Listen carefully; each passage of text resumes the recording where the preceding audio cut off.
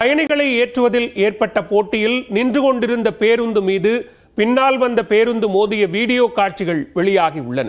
சாலையில் ஏற்பட்ட போட்டி விபத்தில் முடிந்தது எப்படி?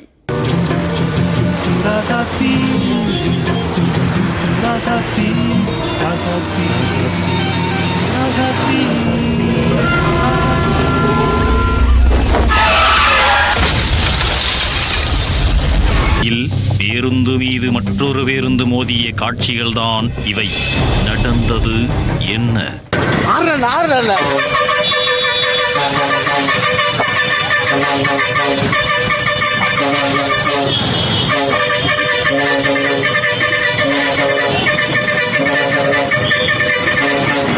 தனியார் பேருந்துகளுக்கிடையே பயணிகளை ஏற்றுவதில் ஏற்படும் போட்டி பல இடங்களில் விபத்துக்களை ஏற்படுத்தியுள்ளது.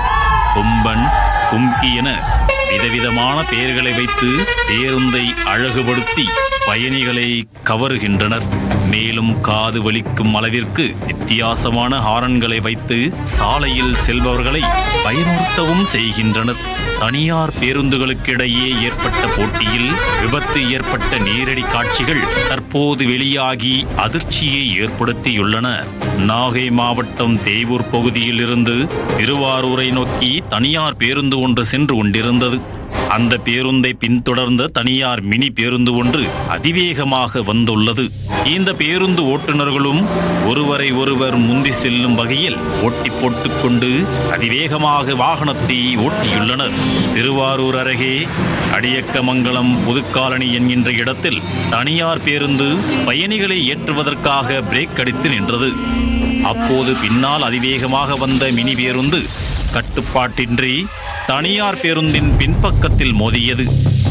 இதில் பேருந்துகளில் பயணித்த 3 பெண்கள் உள்பட 11 நபர்களுக்கு காயங்கள் ஏற்பட்டன. மேலும் 2 பேருந்துகளுக்கு இடையே சிக்கிய இருசக்கர வாகன ஓட்டியும் படுகாயமடைந்தார். காயமடைந்தவர்கள் அனைவரும் திருவாரூர் அரசு மருத்துவமனைக்கு ஆம்புலன்ஸ் மூலமாக அனுப்பி வைக்கப்பட்டனர்.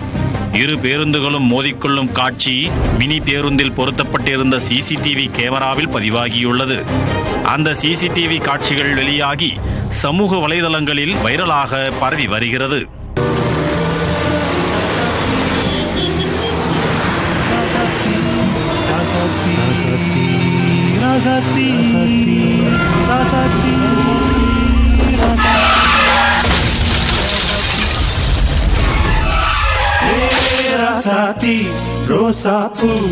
திருவாரூர் தாலுகா காவல்துறையினர் விசாரணை மேற்கொண்டதில் பயணிகளை யார் அதிவேகமாக ஏற்றிச் செல்வது என்கின்ற போட்டியில் விபத்து நடந்தது தெரிய வந்தது.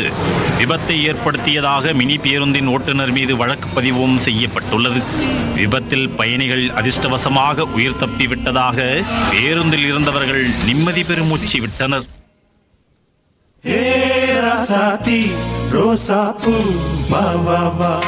அரசியல்